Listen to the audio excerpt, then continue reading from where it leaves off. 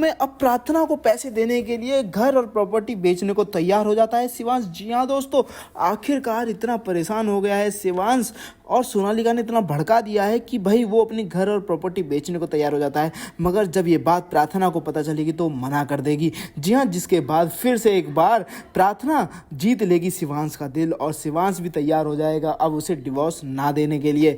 मगर ये सब कैसे होने वाला है दोस्तों, हम आपको बताते हैं। जहाँ एक तरफ अब जब सोनालिका शिवांश के पास जाती है शिवांश के रूम में बात करने के लिए, तो वहीं अब जो प्रार्थना होती है वो मना कर देती है शिवांश से बात करने के लिए। जहाँ पे सोनालिका का गुस्सा सातवें आसमान पे होता है, तो वहीं दूसरी तरफ अब प्रार्थना साफ साफ कह देती है कि देखो ये मेरा रूम है और मेरे रूम में मैं किसी तीसरे को नहीं चाहती। यहाँ तुम्हें बात जिससे करने आई हो वो मेरे पति हैं और पति पत्नी, और वो मैं नहीं आने दूंगी पति पत्नी के बीच, इसीलिए तुम यहाँ से जा सकती हो। जिसके बाद अब प्रार्थना वो तो सोनालिका को निकाल देती है रूम से। तो वहीं अब सोनालिका बहुत ज्यादा गुस्से में होती है और अब वो बहुत ही ज्यादा भयंकर प्लान बनाने वाली है। जी हाँ, जहाँ दोस्तों आपको देखने को मिलने वाला है कि अब सोनालिका अपना दुखड़ा लेती है और जाके बुआ माँ के पास धोना शुरू कर देती है और कहती है कि पता है प्रार्थना ने मेरे साथ कितनी सारी बदतमीजी की, आज इतनी सारी बदतमीजी की। उसने मुझे शिवांश के रूम से जाने को कह दिया और उसने मुझे वहां से जाने के लिए कैसे कह सकती है, वो कैसे कह सकती है? वो उसका रूम थोड़ी ना है, वो तो शिवांश का रूम है। धोखे से शादी हुई थी शिवांश की और उसकी, मगर अब वो पत्नी बने बैठी है।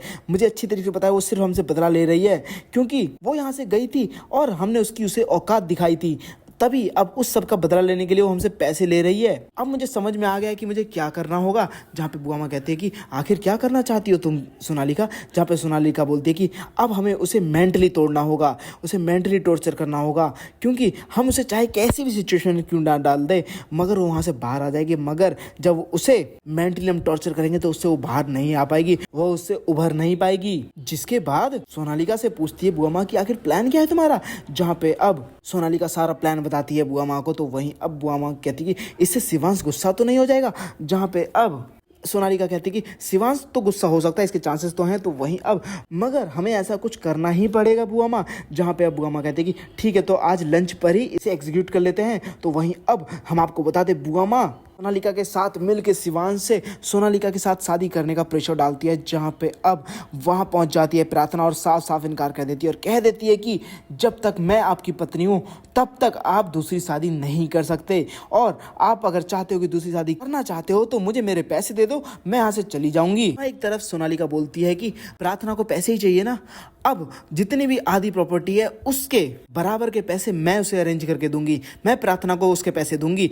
जहाँ पे अब ये गवारा नहीं होता अब शिवांश को, जहाँ पे अब शिवांश जो है वो अपनी आधी प्रॉपर्टी बेचने को तैयार हो जाता है। जहाँ पे वकील से बात करते देखती है प्रार्थना की भाई वकील शिवांश को कह रहा है कि कुछ इन्वेस्टर मिले हैं जो घर और आपकी प्रॉपर्टी खरीदने को तैयार है। वेल दोस्तों, अब ऐसे में मना करने वाली है प्रार्थना शिवांश को और कहेगी कि आप कुछ भी मत बेचिए, अगर आप चाहते तो मैं यहाँ से ऐसे ही चली जाऊंगी। जहाँ पे अब फिर एक बार प्रार्थना दिल जीत लेगी शिवांश का और वो समझ जाएगा कि वो सच में प्रार्थना उससे प्यार करती है। वेल दोस्तों, आने वाले एपिसोड के लिए आप लोग कितना एक्साइटेड है कि आप लोग चाहते हैं कि शिवांश और प्रार्थना एक हो जाए, तो मैं ज़्यादा कमेंट करो। साथ ही से लेटेस्ट रहने के लिए मैं जरूर सब्सक्राइब करना ना भूलें।